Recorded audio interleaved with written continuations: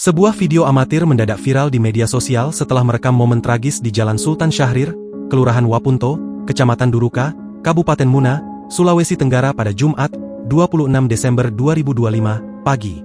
Video tersebut memperlihatkan seorang pria berlari histeris ke arah ambulans. Ia pun turut dipeluk sejumlah orang yang juga berada di lokasi kejadian. Belakangan diketahui, pria tersebut menangisi ayahnya yang telah meninggal dunia.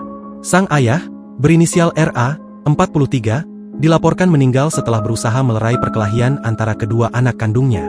Kasih Humas Polres Muna, Ibtu Jufri mengatakan peristiwa bermula sekitar pukul 7.30 waktu Indonesia Tengah, di mana almarhum RA yang baru saja tiba di rumah mendapati kedua anak laki-lakinya sedang terlibat perkelahian sengit.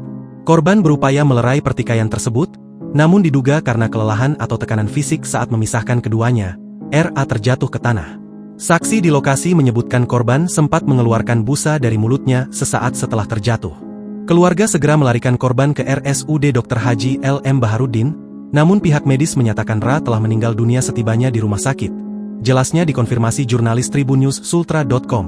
Dalam potongan video yang beredar, suasana di rumah duka tampak sangat emosional. Sebuah mobil patroli polisi dan kerumunan warga terlihat memadati badan jalan.